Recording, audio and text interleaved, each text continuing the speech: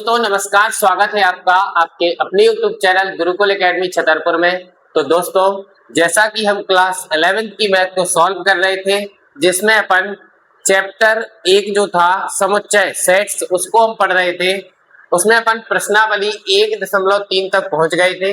कहाँ पहुंच गए थे दोस्तों? प्रश्नावली 1.3 तक पहुंच गए थे, जिसमें अपन ने कुछ क्वेश्चन को भी सॉल्व किया था, हमने उसका बेसिक भी पढ़ा था। आज हमें देखना है क्वेश्चन नंबर 6, 7, 8।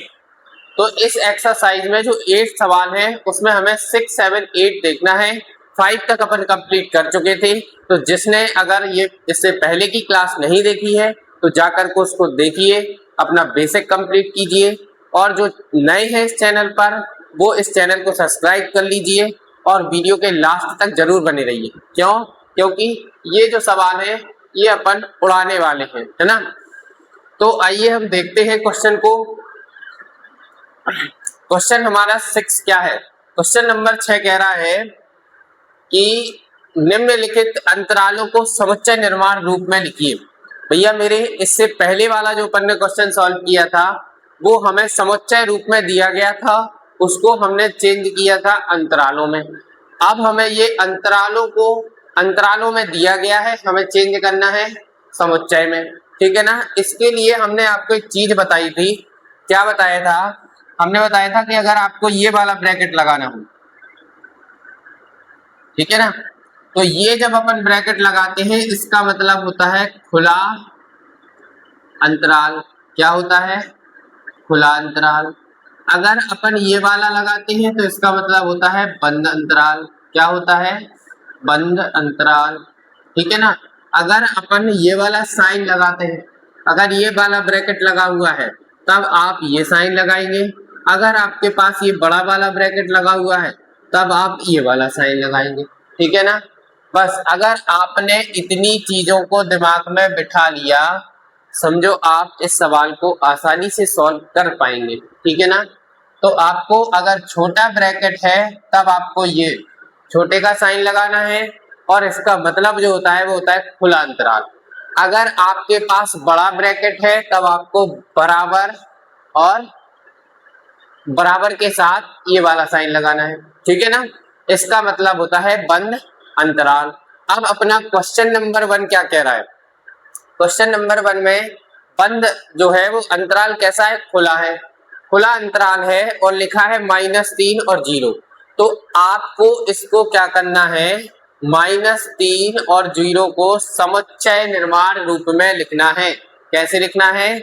समुच्चय निर्माण रूप में। तो जब आप इसको समुच्चय निर्माण रूप में लिखेंगे तो आप समुच्चय लिखने के लिए मंजिला ब्रैकेट लगाते हैं, बोलो लगाते हैं ना। तो आप मंजिला ब्रैकेट लगाएंगे, उसके अंदर आप लिखेंगे x सच दैट x जो है भैया वो बिलोंग कर रहा है किससे? r से। r मतलब रियल नंबर, रियल नंबर बोले तो वास्तविक संख्याएं, है ना। तो वास्तविक संख्याओं से ये क्या कर रहा है? बिलोंग कर रहा है। इसके बाद आपको क्या करना है? x लिखना है। x के एक साइड आप लिख दो -3 और एक साइड आप लिख दो 0। क्या लिख दो? एक साइड लिख दो -3 और एक साइड आप लिख लो 0। और आपको ये अंतराल देखना है कैसा है? अंतराल हमारा खुला है, छोटा ब्रैकेट है, तब आपको साइन कौन सा लगाना है? ये वाला लगाना है। तो आप इसमें क्या कीजिए, यहाँ पर ये वाला साइन लगा दीजिए और इस ब्रैकेट को बंद कर दीजिए। यही हमारा क्या हो जाएगा? आंसर हो जाएगा। बोलो बात समझ में आ रही है? इतना क्लियर है? क्लियर है? तो देखो इतना आपको करना है, इसके बाद आपको कुछ नहीं करना, यही आपका क्या हो जाएगा? आंसर हो जाएगा, ठीक है ना। इसके बाद हमारा दूसरा क्वेश्चन क्या है? दूसरा क्वेश्चन है 6 और 12। अब आपको इसमें ब्रैकेट देखना है, ब्रैकेट बड़ा वाला लगा है, बड़ा ब्रैकेट है मतलब बंद अंतराल है, बंद अंतराल है मतलब आपको साइन कौन सा लगाना है? तो आपको ये वाला लगाना है। देखो अगर आप समुच्चय निर्माण रूप में लिखते हैं, सबसे पहले आप मंझले ब्रैकेट में चीजों को बंद करते हैं। तो आप x सच दैट x जो है वो बिलोंग कर रहा है r से। r बोले तो रियल नंबर, रियल नंबर बोले तो वास्तविक संख्याएं, ठीक है ना। अब आपको एक साइड क्या लिखना है, 6 लिखना है, और बीच में आपको x लिखना है, और एक साइड आपको 12 लिखना है, और ब्रैकेट को क्या कर देना, क्लोज कर देना, ठीक है ना। अब आपको ये देखो इस साइड भी ये बड़ा ब्रैकेट है तो आपको ये साइन लगा देना, और इस साइड भी आपको ये साइन लगा देना, और यही हमारा क्या हो जाएगा, आंसर हो जाएगा, ठीक है ना। इसके बाद हमारा थर्ड क्वेश्चन क्या कह रहा है, तो थर्ड में लिखा है 6 और 12, सेम क्वेश्चन है, बस आपको ये अंतराल जो है वो थोड़ा सा चेंज करके दे दिया, ठीक है ना। तो आप इसको क्या करेंगे, मंझला ब्रैकेट लगाएंगे, x such that x belong कर रहा है किससे, रियल नंबर से। इसके बाद आप एक साइड 6 लिखेंगे और एक साइड आप 12 लिखेंगे, और बीच में आप x लिखेंगे, और आप अपने मंझले ब्रैकेट को बंद कर देंगे।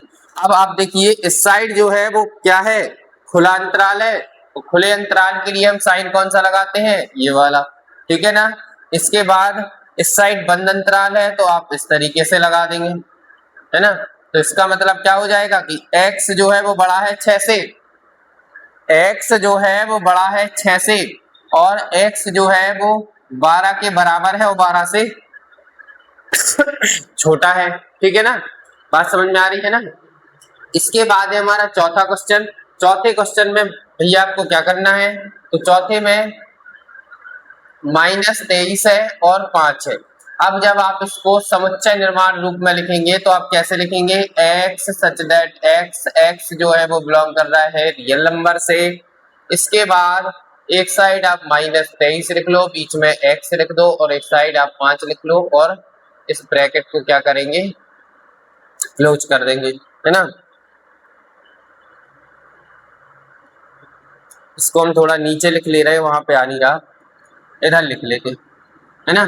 तो क्या हो जाएगा, x such that x belong कर रहा है रियल नंबर से। एक साइड आप -23 लिखेंगे, बीच में आप x, और एक साइड 5, और इसको क्या कर देंगे, बंद कर देंगे, ठीक है ना।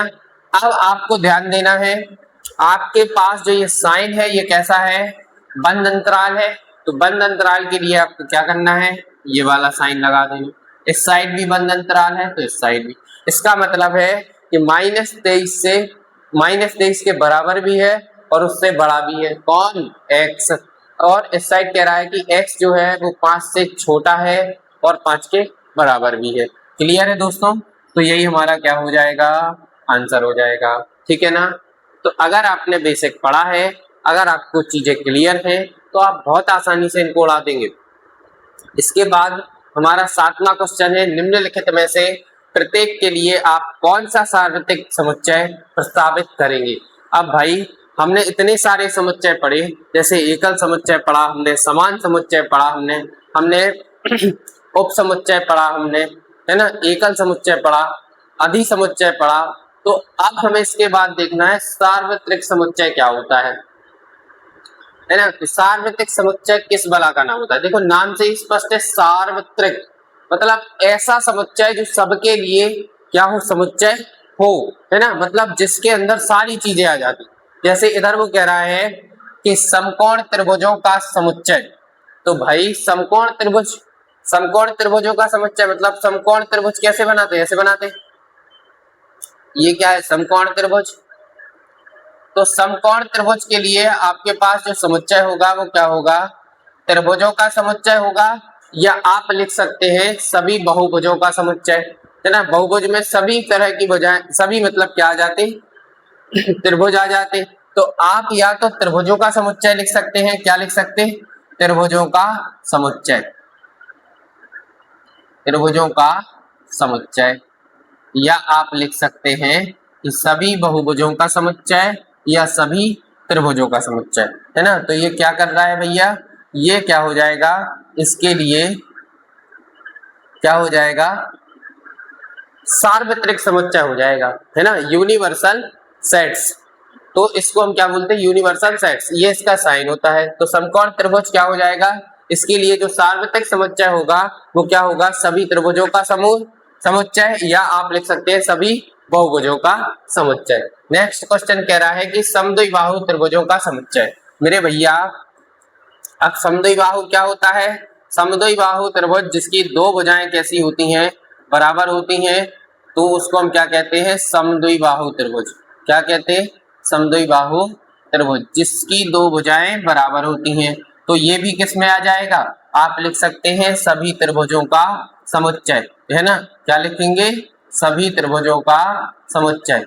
तो ये इसके लिए क्या हो जाएगा, ये जो है वो इसके लिए क्या हो जाएगा, सार्वत्रिक समुच्चय हो जाएगा, है ना।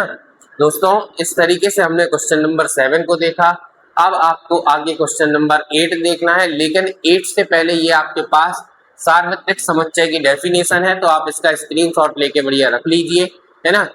इस बाकी हम क्वेश्चन से ज्यादा अच्छे से समझ पाएंगे, तो हम चलते हैं क्वेश्चन नंबर 8 की तरफ। क्वेश्चन नंबर 8 क्या कह रहा है कि निम्न समुच्चय ए, आपके पास ए समुच्चय है, बी समुच्चय है, आपके पास सी समुच्चय है, प्रदत्त है। तो इन तीनों समुच्चय ए बी सी के लिए निम्नलिखित में से कौन सा सार्वत्रिक समुच्चय के लिए जा सकते हैं। मतलब आप इनमें से ये जो आपके पास 4 क्वेश्चन दिए गए हैं, इनको आपको बताना है कि ये जो है ये इनके लिए सार्वत्रिक समुच्चय है या नहीं है। तो आप कैसे चेक करेंगे, जब आपके पास तीनों समुच्चय दिए गए ना ए बी सी, जब ए बी सी के अवयव जो होंगे वो इनमें होंगे, बात समझ पा रहे हैं ना। अगर ए बी सी के अवयव इसके अंदर होंगे तब ये क्या होगा, सार्वत्रिक समुच्चय के लिए लिया जा सकता है ना। अगर तीनों के अवयव नहीं है तो सार्वत्रिक समुच्चय के लिए नहीं लिया जाएगा। तो दोस्तों आइए चेक करते हैं। पहले क्वेश्चन में हमारे पास जो अवयव हैं वो क्या है, 0 1 2 3 4 5 6। आप चेक करेंगे कि ए के अवयव क्या इसमें है, 1 है, 3 है, 3 है, 5 है, 5 है, ठीक है, बात बन गई। मतलब ए के जो अवयव हैं वो इसके अंदर हैं। अब आप देखेंगे कि बी के अवयव हैं क्या, तो 2 4 6, 2 भी है, 4 भी है, 6 भी है, बात तो बन गई। आगे आप चले, आगे देखेंगे 0 2 4 6 8, तो 0 तो है, 2 भी है, 4 भी है, 6 भी है, लेकिन भाई साहब 8 नहीं है। और 8 नहीं है तो ए और बी के लिए तो ये सार्वत्रिक समुच्चय हो सकता है, लेकिन सी के लिए ये सार्वत्रिक समुच्चय नहीं हो सकता है। तो आप पहले का आंसर क्या लिखेंगे, सार्वत्रिक समुच्चय, सार्वत्रिक समुच्चय नहीं है। क्यों नहीं है, क्योंकि ए और बी के अवयव तो इसके अंदर हैं, लेकिन सी के अवयव इसके अंदर नहीं है। तो आप इस तरीके से बढ़िया इसका रीजन भी लिख सकते हैं, कोई दिक्कत परेशानी नहीं, कोई दुख तकलीफ नहीं होनी चाहिए। आपको बढ़िया लिखना है सार्वत्रिक समुच्चय नहीं है। क्यों नहीं है, क्योंकि ए और बी के अवयव इसके अंदर है, परंतु सी के जो अवयव है वो इसके अंदर नहीं है। ठीक है ना, बात समझ में आ रही है। बात समझ में आ रही है तो वीडियो को लाइक कीजिए, ठीक है ना। इसके बाद अगला है दूसरा क्वेश्चन। दूसरे क्वेश्चन में कह रहा है कि फाई, अब मेरे भाई फाई जो होता है वो एक होता है रिक्त समुच्चय, मतलब जिसके अंदर कोई भी अवयव ना हो उसको हम क्या बोलते हैं, रिक्त समुच्चय। क्या बोलते हैं, रिक्त समुच्चय। अब जिसके अंदर कोई अवयव ही नहीं है, जिसके अंदर कोई अवयव ही नहीं है, तो ए बी सी, इसका ये जो है ए बी सी के लिए सार्वत्रिक समुच्चय कैसे हो जाएगा, नहीं होगा। तो आप दूसरे में क्या लिखेंगे, सार्वत्रिक समुच्चय नहीं है, सार्वत्रिक समुच्चय नहीं है। क्यों नहीं है दोस्तों, क्योंकि ए बी सी तीनों के अवयव इसके अंदर नहीं है, क्योंकि ये क्या है, एक रिक्त समुच्चय है। तो आप इस तरीके से बढ़िया लैंग्वेज लिख सकते हैं, कोई परेशानी नहीं है। इसके बाद भैया तीसरा क्वेश्चन क्या कह रहा है कि 0 1 2 3 4 5 6 7 8 9 10, ठीक है। अब हमें क्या करना है, हमें देखना है कि ए के अवयव इसके अंदर है क्या, बी के हैं, सी के हैं और तीनों के हैं, तो मतलब बात बन जाएगी। तो ए के देख लो पहले, 1 3 5, तो 1 है, 3 है, 5 है, बात बन रही है। बी के हैं क्या, तो 2 4 6, तो 2 भी है, 4 भी है, 6 भी है, बात बन रही है। सी के देख लो 0 2 4 6 8, तो 0 भी है, 2 भी है, 4 भी है, 6 भी है, 8 भी है, यहाँ तो बात बन गई। तो आप क्या लिखेंगे? तीसरे में आप लिखेंगे, बढ़िया भैया कॉपी पेन लेके बैठिए, लिखते जाइए, है ना, बढ़िया नोट्स बनाइए। तो आप लिखेंगे सार्वत्रिक समुच्चय है ना। तो इसको आप सार्वत्रिक समुच्चय के लिए ले सकते हैं। क्यों ले सकते हैं? क्योंकि ए बी सी तीनों के अवयव इसके अंदर है। आप लिखेंगे क्योंकि ए बी और सी के अवयव इसके अंदर है। बस यही हमारा क्या हो जाएगा? आंसर हो जाएगा। ठीक है ना। इसके बाद हमें चौथा क्वेश्चन देखना है। चौथे क्वेश्चन में हमारे पास जो अवयव है वो 1 2 3 4 5 6 7 8। अब आपको ए को चेक करना, बी को चेक करना और सी को चेक करना, है ना। तो आपको ए के अवयव 1 3 5 है, 1 3 5 इसके अंदर है, ठीक है ना। बी देखना है 2 4 6, 2 4 6 भी है, 0 भी है। अब भैया बात बिगड़ रही है। क्या हो रहा है? बात बिगड़ रही है, क्योंकि भाई साहब इसके पास 0 है लेकिन इसके पास 0 नहीं है। तो आप क्या लिखेंगे? इसको हम सार्वत्रिक समुच्चय के लिए नहीं ले सकते। तो आप सीधा लिखिए सार्वत्रिक समुच्चय नहीं है। क्यों नहीं है? क्योंकि भैया ए और बी के अवयव तो इसके अंदर हैं लेकिन सी के अवयव इसके अंदर नहीं है, इसलिए हमारा ये सार्वत्रिक समुच्चय नहीं हो सकता। अगर तीनों के होते तो ये सार्वत्रिक समुच्चय हो जाता, ठीक है ना। तो दोस्तों प्रश्नावली 1.3 में इतने ही क्वेश्चन थे जिनको हमने सॉल्व कर लिया है। हमने सारे क्वेश्चन, एक एक क्वेश्चन को तोड़ा भरोड़ा है ना, तोड़ के रख दिया एक एक क्वेश्चन को। तो आप बढ़िया इसको देखिए, इसके बढ़िया नोट्स बनाइए, इसकी प्रैक्टिस कीजिए और आप अपने दोस्तों के पास वीडियो को जरूर शेयर कीजिए और वीडियो को लाइक कीजिए, चैनल को सब्सक्राइब कर लीजिए। बाकी दोस्तों आज के लिए इतना ही, मिलते हैं नेक्स्ट एक्सरसाइज के साथ, नेक्स्ट प्रश्नावली के साथ, है ना।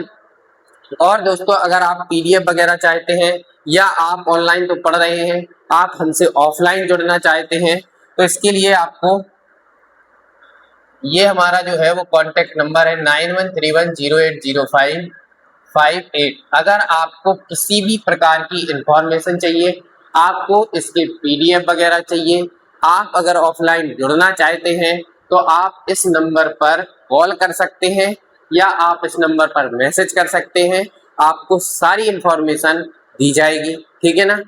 तो दोस्तों आज के लिए इतना ही। बढ़िया पढ़ते रहिए, स्वस्थ रहिए, मस्त रहिए और बिंदास मुस्कुराते रहिए। Thank you.